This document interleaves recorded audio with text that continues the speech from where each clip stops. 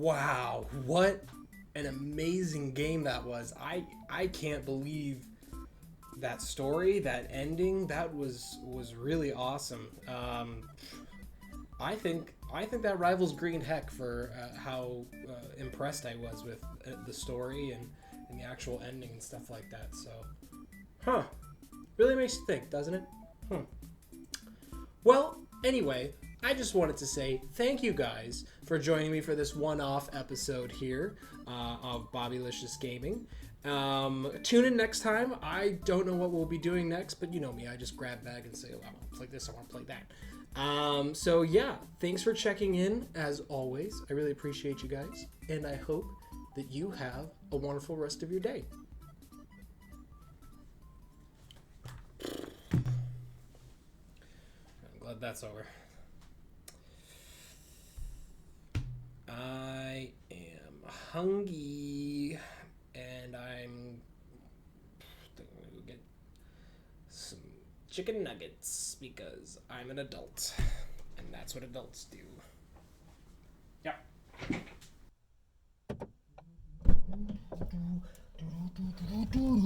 Chicken nuggets, here I come. Chicken nuggets, here we go. Chicken nuggets, here we go. Ah! What are you doing? What are you doing in my car? We were done with the episode. We finished the game. You go home. I'm going to go get chicken nuggets. What? You're saying I didn't actually play a game? And that last time I had played a game, I had promised that next time I came back, I would be cooking gourmet meals in my microwave. And that this is all some sort of elaborate setup for the actual video that I'm trying to film, where I'm going to be microwave cooking gourmet meals for you to watch. Let's go to my kitchen.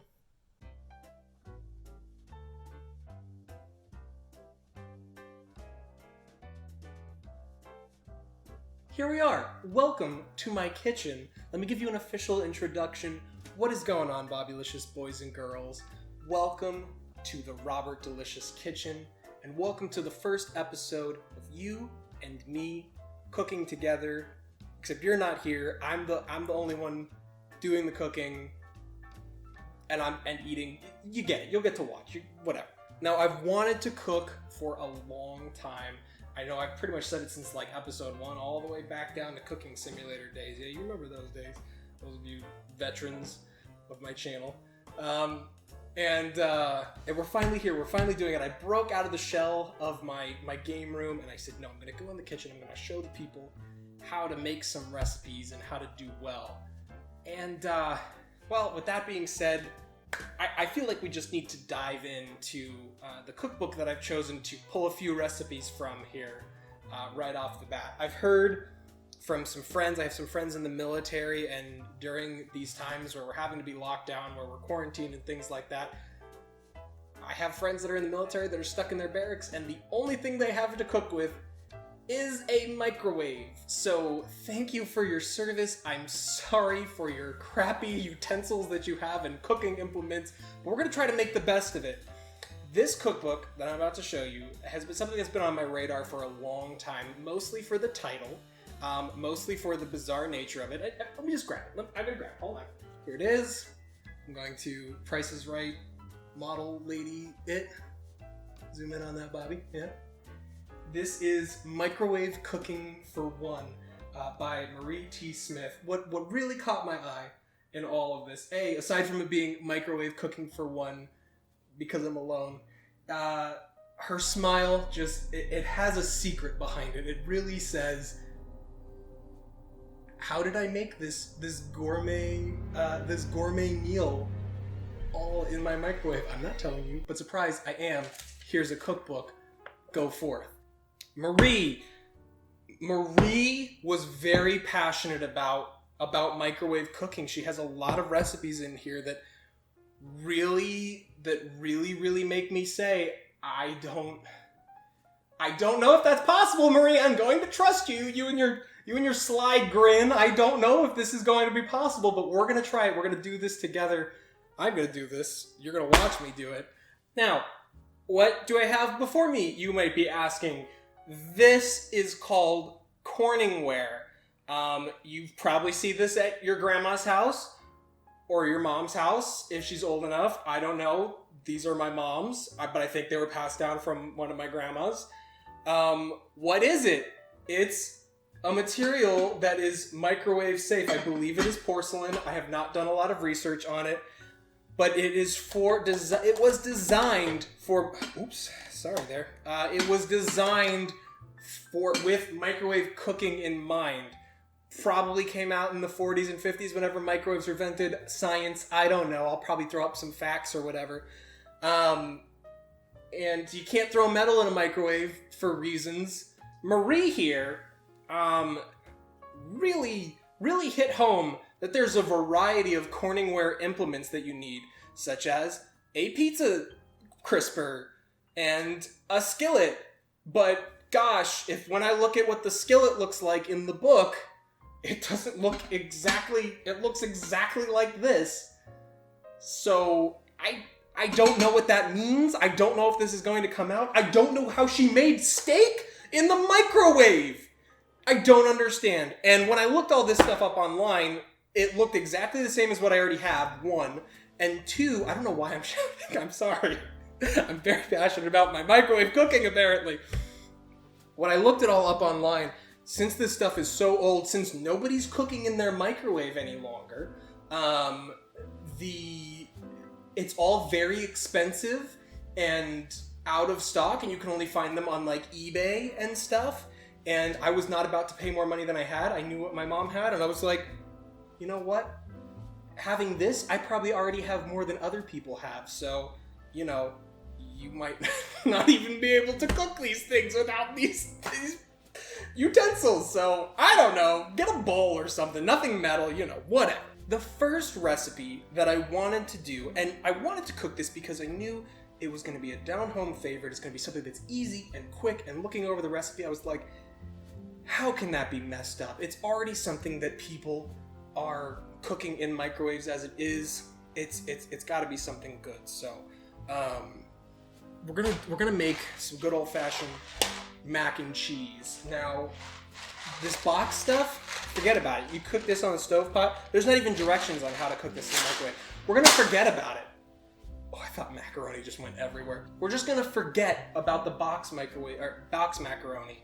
You can get the little cups. You can cook that. That's gross. Look, hold on. I mean, look at this. Look at this. It's a packet of cheese. I mean, oh, it's all powdery and...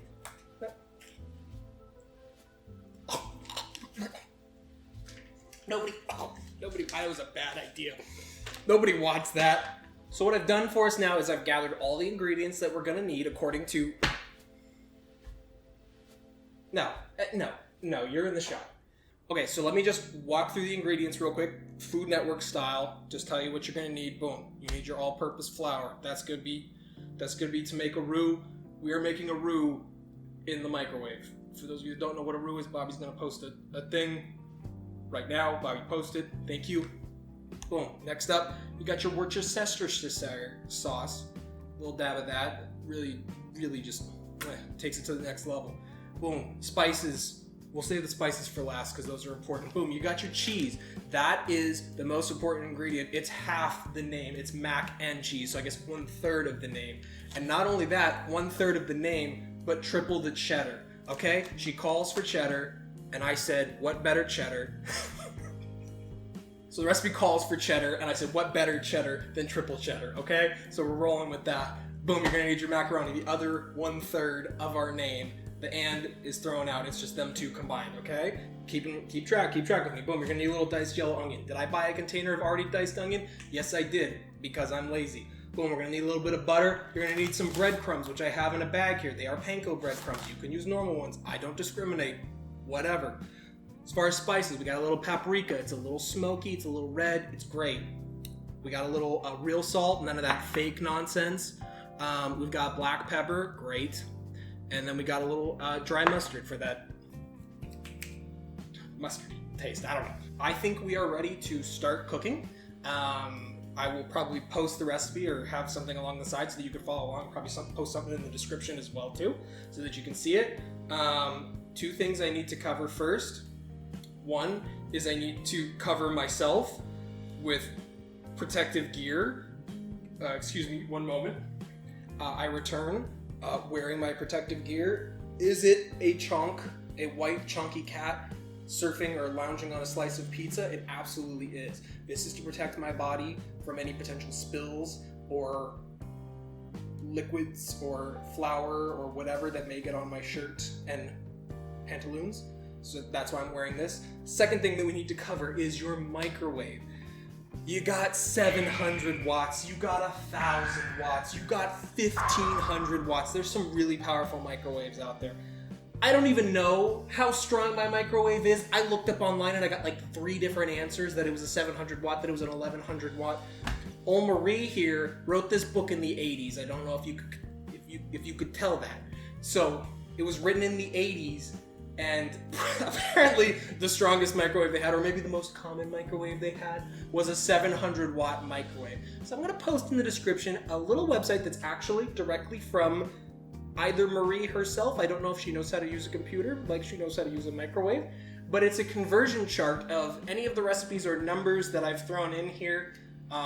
It gives you the opportunity to choose how strong your microwave is, and then you can do a little bit of conversion. Like if it tells you have to do this for 2.5 minutes in this cookbook, if your microwave's a little bit stronger, you might have to cook it longer. If your microwave's weaker, you'll have to cook it longer. No, if your microwave's stronger, you cook it less. You get it. So there's that. So again, since I don't know how strong my microwave is, this is going to be a test. I'm going with that it's a 700 watt based on some testing I did with some of the first steps. So without further ado, let's dive into microwave cooking for 1 macaroni and cheese.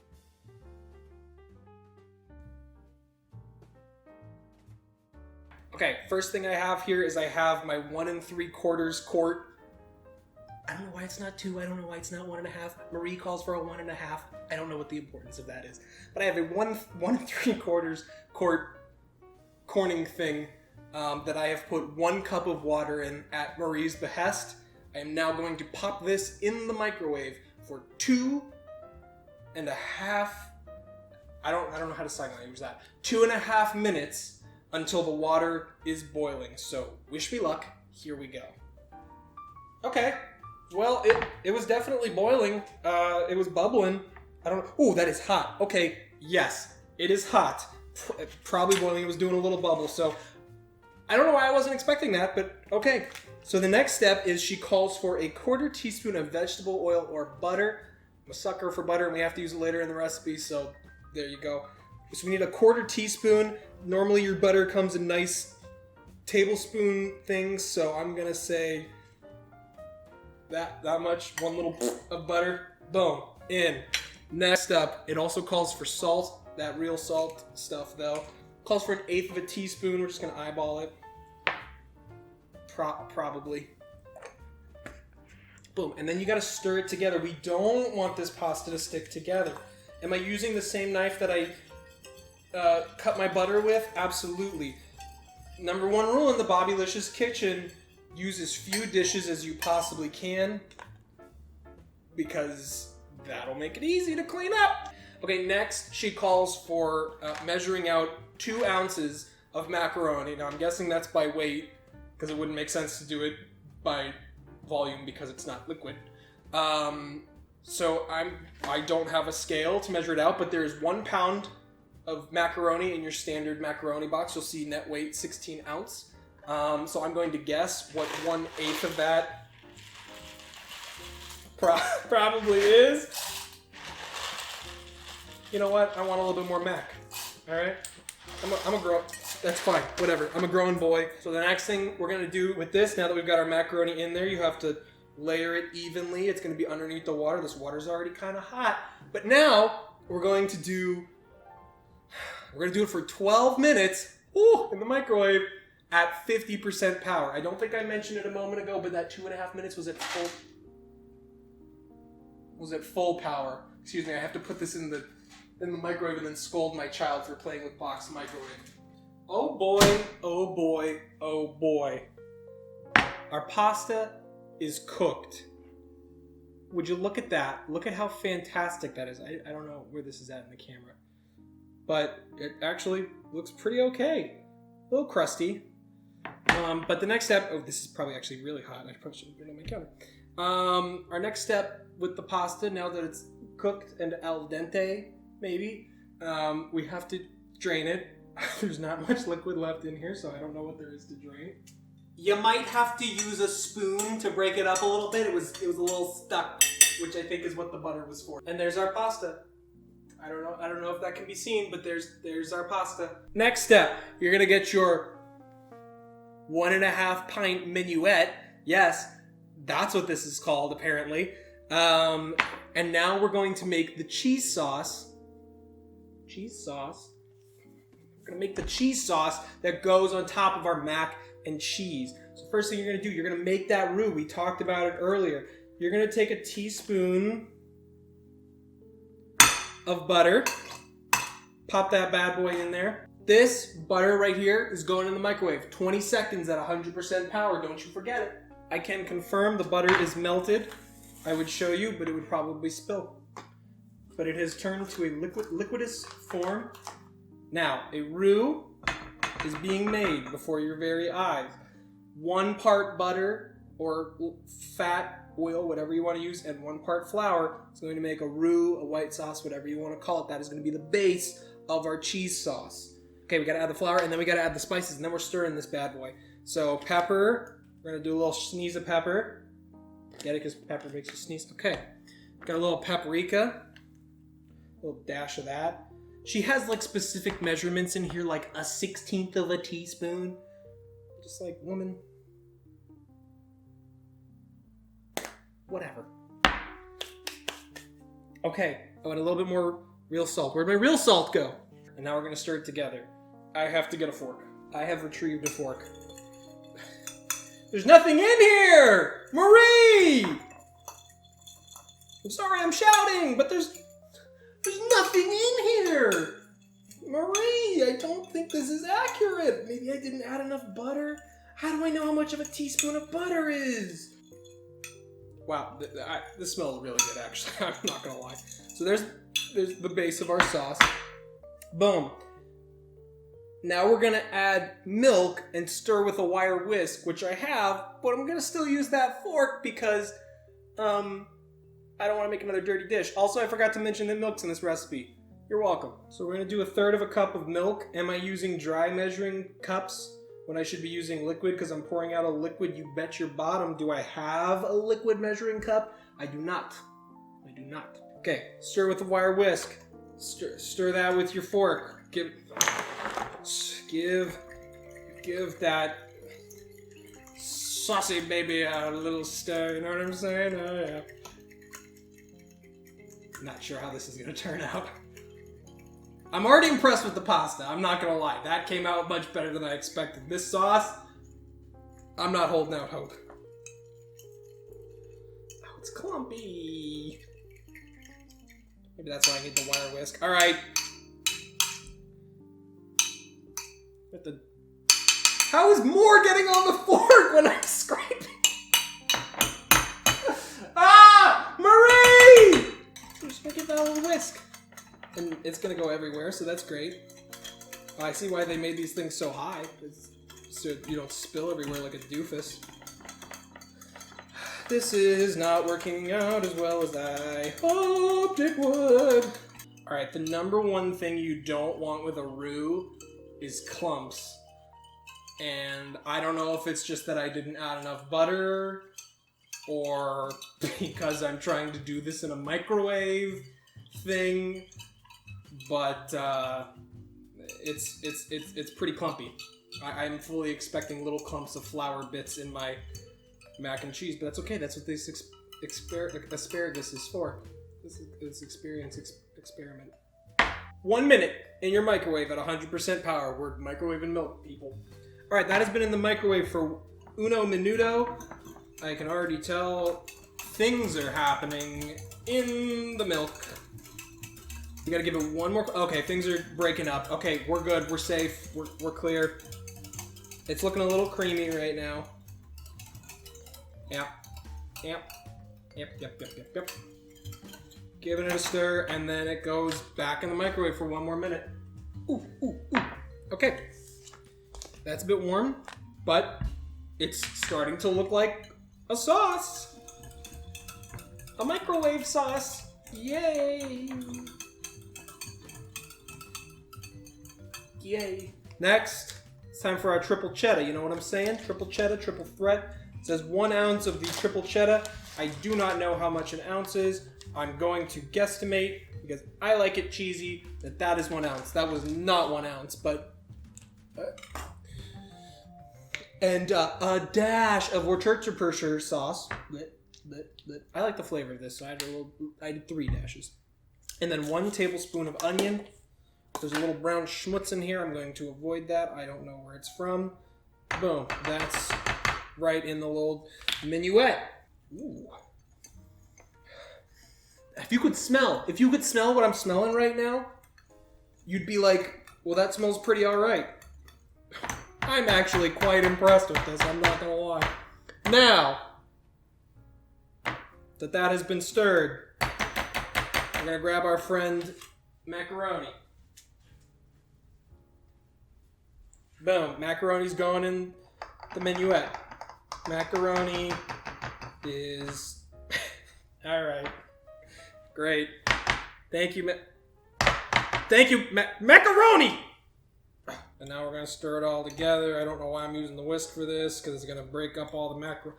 Wow, I really underestimated how well this, I feel, was going to turn out. Wow. And then the final step before we throw it in the microwave 1 more time. Hey y'all, Editing Bobby here. While I was watching this back, I was checking the recipe and realized I did not throw it in for 1 minute and 15 seconds before adding the breadcrumbs and such, so make sure that you do that. I'm including that in the recipe cards as well, as I'm sure you've seen, so don't mess up where I did. We'll give that little crispity crunch. That little crispity crunch. We'll throw a little bit of breadcrumbs. She calls for 2 teaspoons. I'm just gonna kind of coat the top. I've made a little divot here. I've made a huge mistake by doing that. And then a little bit more. I made a mess. A little bit more of our triple ched. Boom. Right on top. Boom. Attaboy. And she also called for a little sneeze of paprika. Cool. Boom. There we go. I kind of said it in passing. It's in the microwave right now. 1 minute and 15 seconds at full power. Then you're going to let it stand for 5 minutes. So I will see you in 6 minutes and 15 seconds. But for you, it won't be any time because I'm going to skip. Ooh, smoky. Ooh. All right, there we are. That's the finished product. That's how it looks there. I'm probably going to use a different take. That's how the finished product is looking. But looks aren't everything, and smells not everything. It smells very nice, I will say. But taste is the most important bit here. I'm trying to think of what the best course would be, because I could totally just be like, oh, this is really good! But I think the most sophisticated way to do this is going to say, hot glove hand, and then, bon appetit to your health, to my health.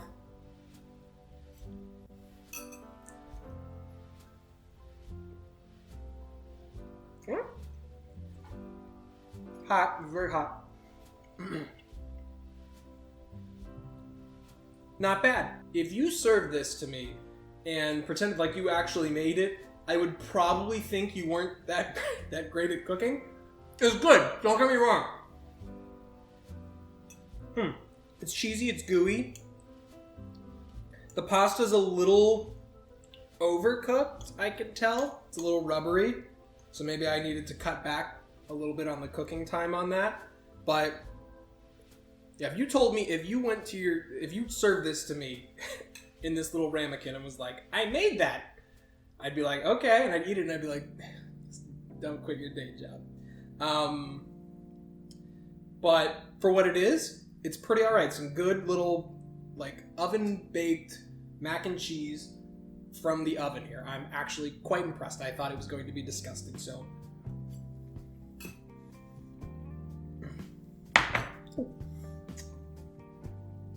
Take that, Blue Box macaroni and cheese dinner. I made this in my microwave, and all the ingredients cost me like $5. Well, some of it I already had around the house, but whatever. You can do this too. If you're a sad loner who wants to eat mac and cheese that you cooked in your microwave, and you don't want to heat up a Marie Callender's microwave meal cheddar cheese bowl, you can do this.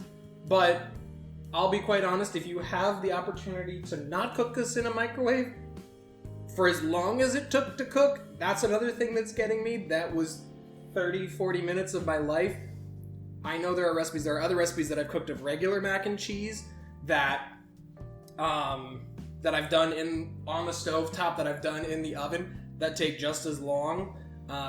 The boiling of the macaroni takes just as long as it's gonna on a stovetop. So if you have a stovetop, if you have an oven, I would recommend doing that. But if all you've got is a microwave, this is good, and it's pretty tasty. I'm genuinely going to... Is there a hair? Which one of you did this? So good, but you know what? With that said, Marie, I have to apologize. I did not give you as much credit as I should have, because this is actually quite good. And now I'm excited to make other things from this recipe book and see what else is going to be in store. There are some things, again, that I cannot believe are being cooked in the microwave. She makes biscuits. And they're browned, and I think it requires a special utensil I don't have, but I don't think it does, so I'm curious how that's going to come out. She makes a steak. She makes a rib roast. I want to know, how does this work? I think it's going to come out at this level of quality, but I'm wanting to try it, and I want to know, what is the power of the microwave?